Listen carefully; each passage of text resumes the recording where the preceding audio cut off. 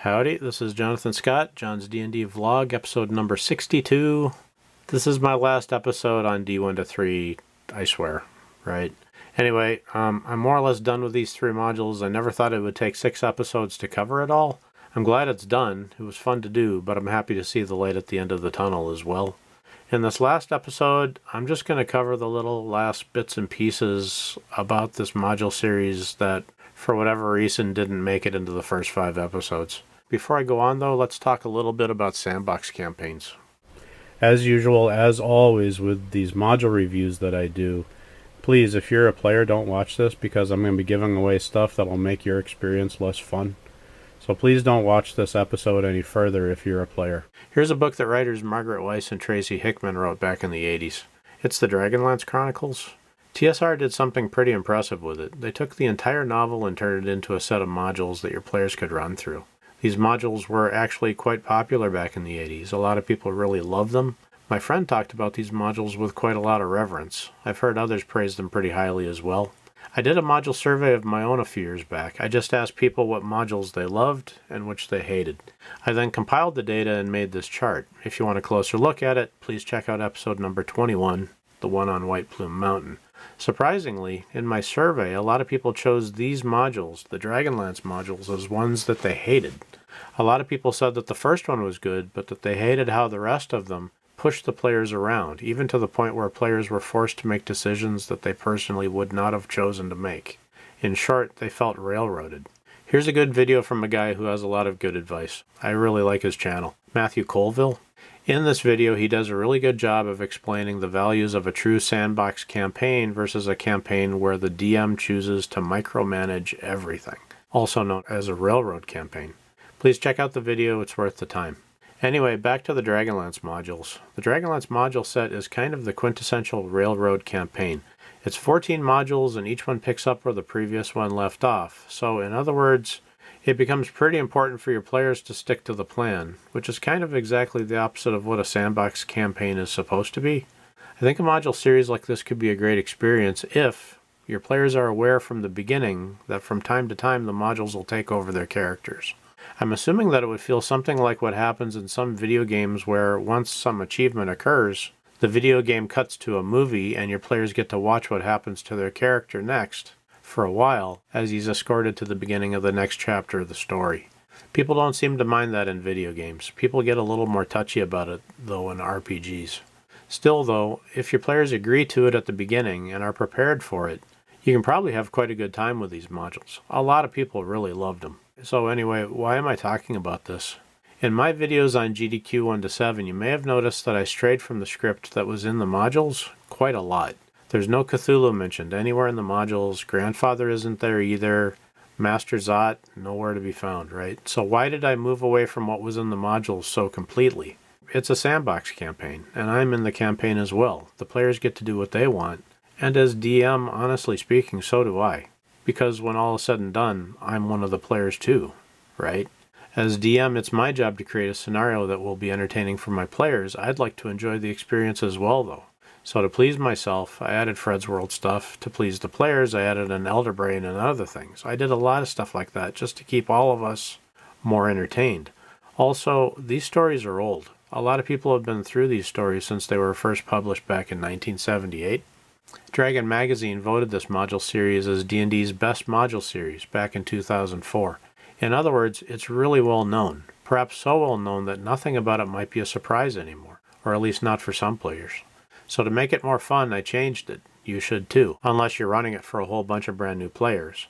And even then, a lot of people have written about these modules, a lot, on the internet for many years on end.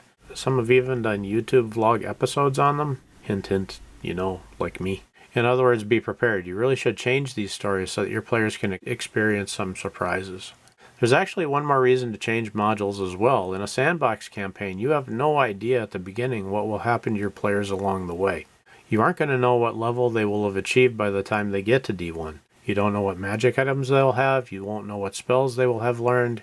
If you use all of your modules exactly as they're written, it might become too easy or too hard for your players. In other words, it could very well become boring for them. And bored players tend to quit. You don't want that, right? Changing the modules to fit your players' levels can be very helpful. So those are the 3 reasons to change your modules: to please yourself and your players, to add surprises, and to make the stories match your players' ability level better. A lot of people see D&D campaigns in 2 varieties: modules versus homebrew. Some people actually debate about the topic. They argue about which is best. Keeping in mind how much you need to change modules to suit your needs, though, perhaps a better way of looking at the issue is this: modules are homebrew, depending on your attitude. It's just a better way of looking at things, in my opinion. The modules aren't scriptures. They're just resources. Enjoy them. Change them all you want. For an example of what other people have done that kind of illustrate my opinion, here's a map of B1, In Search of the Unknown. Here also is one of the maps for the ruins of Undermountain. It's from a big box set that TSR published back in 1991, I believe. I've blurred the second map a lot. Sorry about that. I'm just trying to avoid copyright infringement, but I have to illustrate a point, right? Do you notice anything? Right in the middle, the guys who designed this big module, the ruins of Undermountain, just plopped a copy of the B1 map right in the middle. Some of the people who noticed it kind of accused these guys of theft. For me personally, I think it's just an example of how DMs will sometimes just grab from the resources that are around them to make their own games more enjoyable. I heard an interview that someone did once with Carrie Fisher, the actress who played Princess Leia in the Star Wars movies. She talked about George Lucas when he was building the big flat models where the X-Wing attack on the Death Star would later be filmed. Apparently he just took lots of science fiction model sets that he had bought from the store and glued them all together like a big Frankenstein's monster. I'm sure some pieces were handcrafted, but using other sources to fill in the remaining areas is just what some people do to solve their problems. If George Lucas can do it, I guess you can too. Another thing that sometimes people get hung up on is this: modules versus settings. So D1-3 are examples of modules. They're adventures that have a goal to them. If you achieve the goal, the story is finished. Congratulations. Here's an example of a setting, though. It's the city-state of the Invincible Overlord. It sounds pretty grandiose, but when all is said and done, all this thing really is just a map of a city. There are no real goals that the players have to pursue here. There's no beginning, no ending. It's just a place for your players to walk through, get information, resupply, and then leave in order to go and have other adventures, right? Modules have goals, settings don't. Some people get a module and they think that they have to obey it. They think that somehow it's their player's job to enter it and stick with it until it's finished. You're a lot freer in a setting. You can do what you want. No one expects you to finish them because, honestly speaking, there is no finish line, right? One railroads you and the other is just a resource you can enjoy. In other words, the modules versus settings debate is pretty similar to the modules versus homebrew debate. And the solution's pretty similar too. Modules are just settings. Change how you think about them and you'll be better able to make them fun. Anyway, the main point I'm trying to make is to just not be afraid to change anything at all in your stories. You can change it all. Turn your story into something enjoyable. You're always free to do this, and ultimately it's the basic principle that brought about D&D in the first place. Guys didn't like what they had, and then they changed what they had and turned it into something more enjoyable, and that turned into D&D, right? That's the way Dave and Gary intended it. That's how all of this stuff started happening. Anyway, those are just my opinions.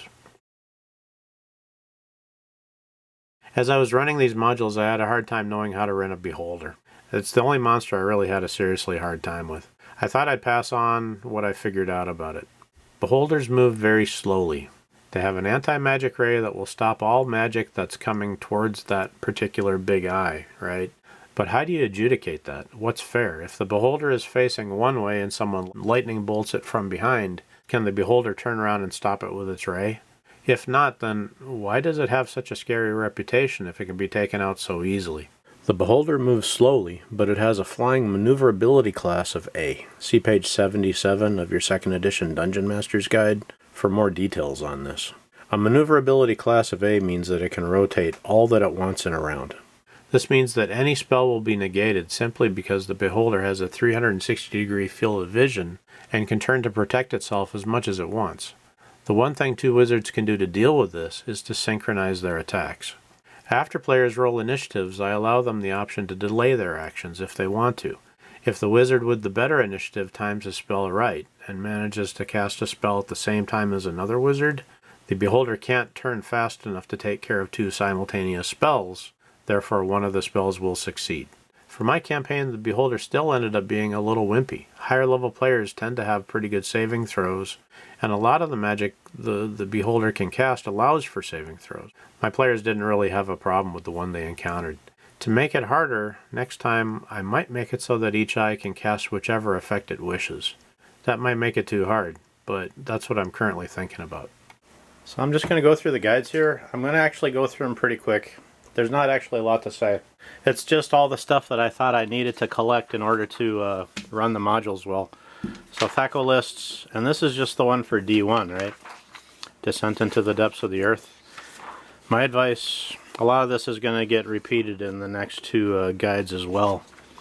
But it's kind of time consuming, but it's also actually fun. I remade the maps. I enjoy doing stuff like that. The coolest part is when you look at my maps, it says what's in each area, which is actually really handy as a DM. But I've talked about that before.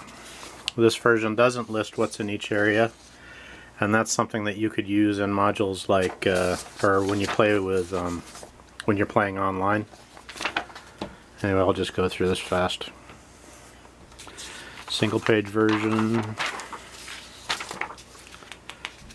The big over map of all three. And in the end there's the XP lists. Here's the one for D2, Shrine of the Kuo-toa. My players didn't want to hang out here, so they came in and they found a way out, and they just weren't interested. They saw that big huge statue of Blibdool Poop and they just weren't interested at all.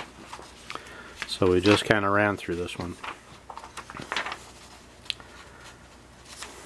Like I said, a lot of these maps get duplicated, right?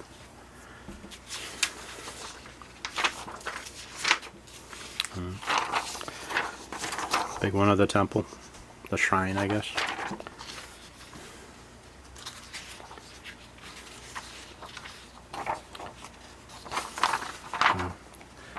And a big double page one.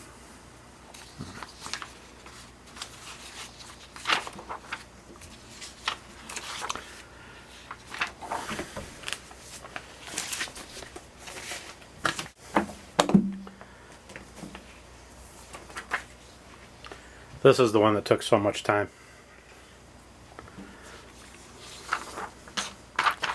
D3. I mean, as you can see, that's a lot of paper, right?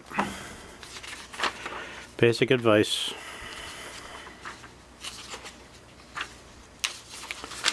And off to other maps you've seen before. In some of those areas you need a generic map, right? So this is just one that you could use as like a multi-purpose map, right?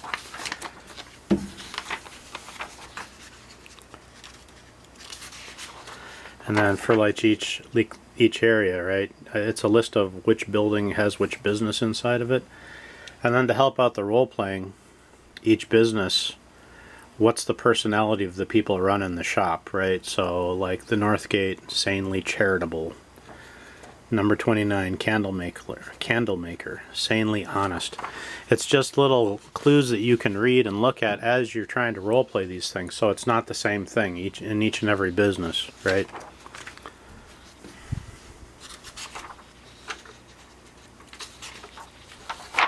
Vault of the Drow, single page version.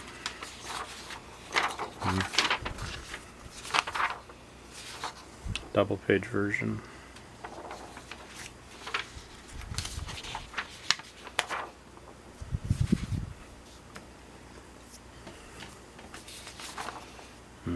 Yeah. Here's where things actually get a little bit more helpful.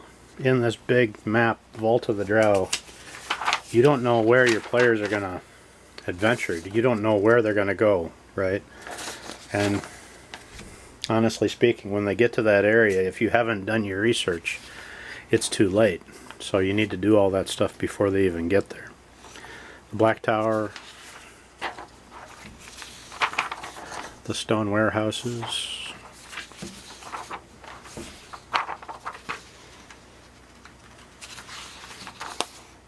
stone warehouses, double page.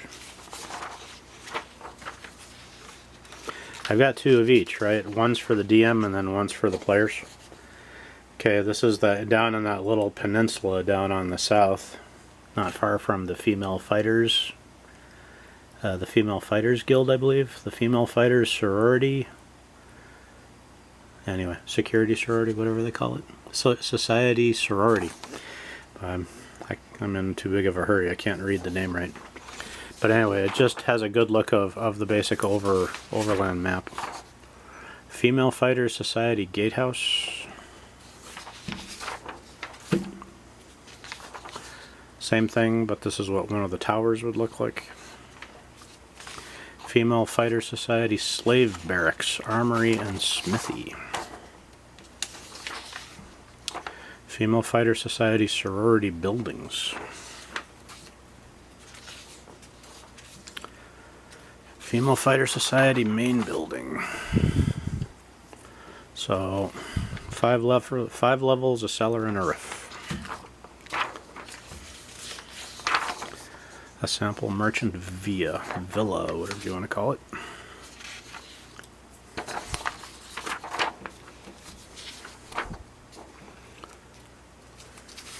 Two-page version.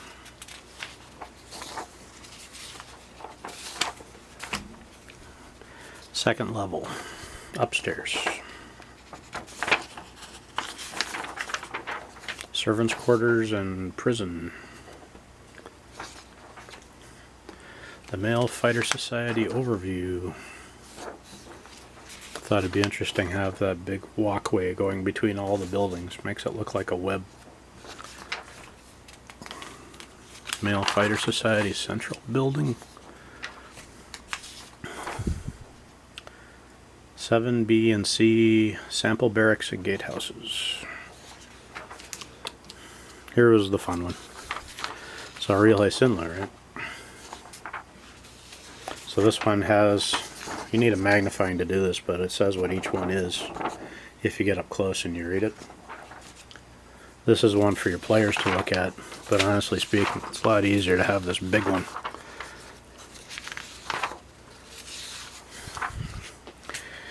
And when you cut it all up and you glue it all together, you laminate it, it looks like this.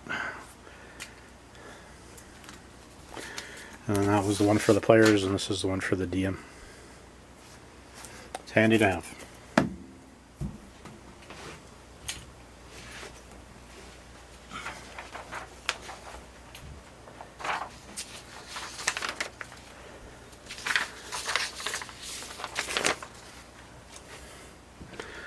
Same thing, but this is the player's version. And then just like with that other generic city, there's a list here of what each building number is, what business is inside of it. And then the random personality for each of the buildings. So, Herbalist, who's strangely truthful. The Anti-Solar Institute, sanely graceless. Not a bunch of nice people.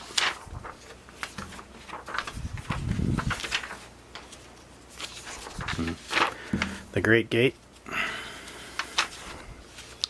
Sample wall tower. I guess this is for the wall that goes around Real High Sinla. The Noble Gate.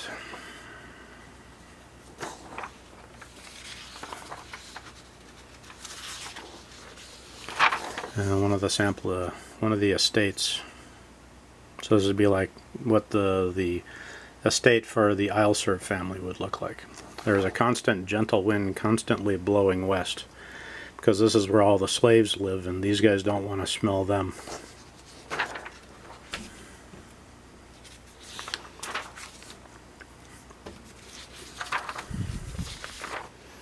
And then, yeah.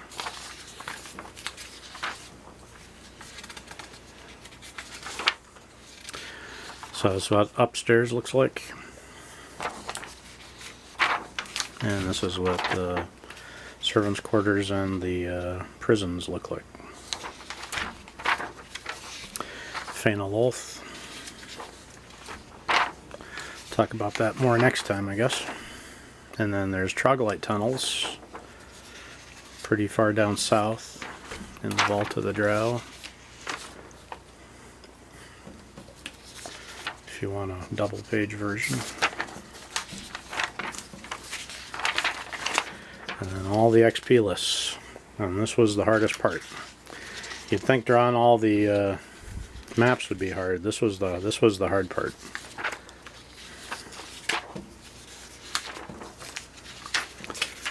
So anyway, that's the guides. Well, finally, all 6 episodes on these 3 modules are done. That was a big long piece of work. Anyway, I hope it was helpful. Have a nice day.